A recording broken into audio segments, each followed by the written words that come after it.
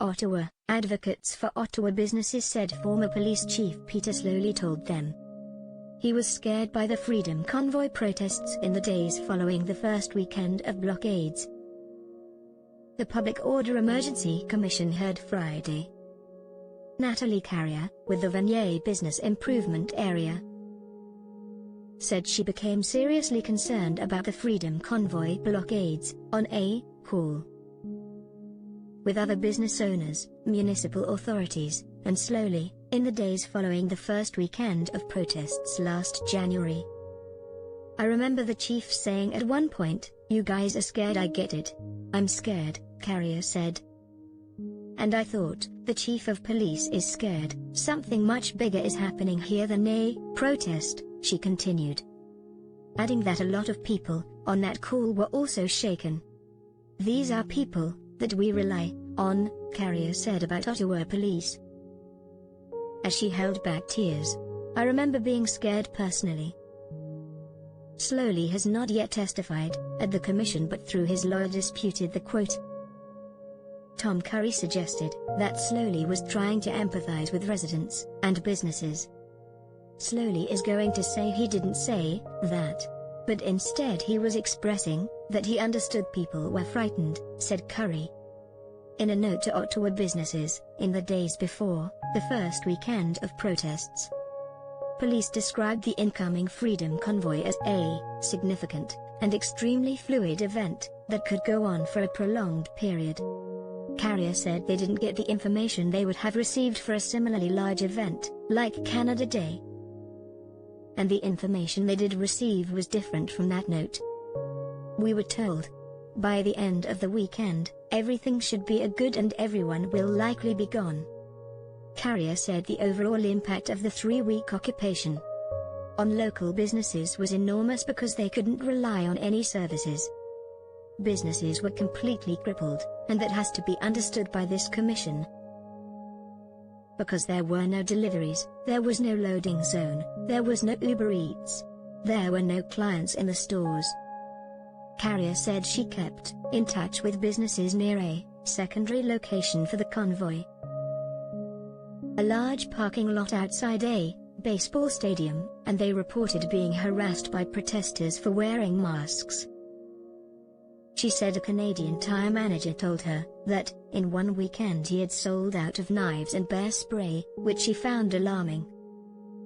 The commission showed video filmed by Carrier of a significant encampment of trucks and trailers set up on a lot on Coventry Road, a few kilometers from Parliament Hill, on the Sunday of the first weekend of protests.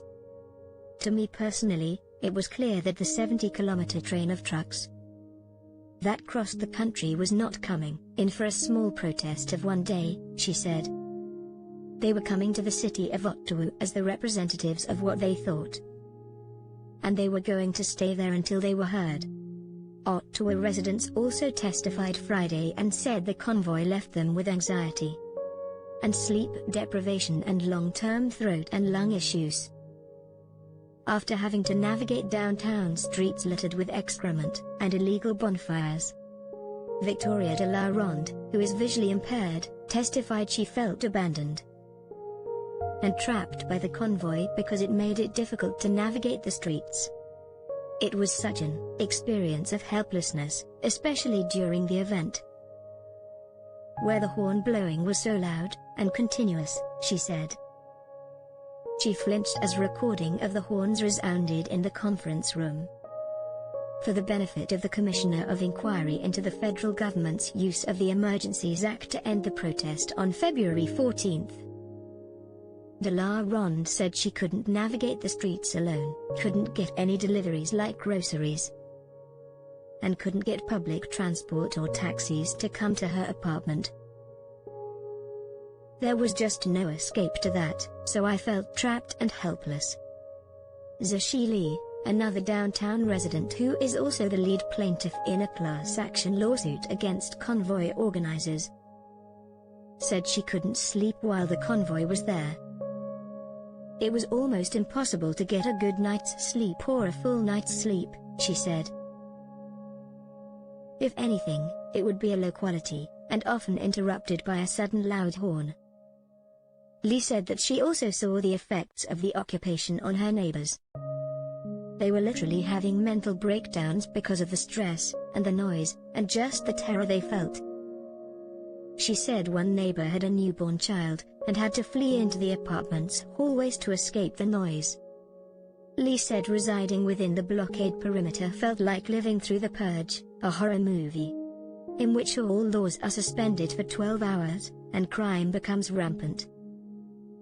There was a certain chaos on the streets, and feeling of chaos and rule breaking. And law breaking gradually increased as things progressed, she said.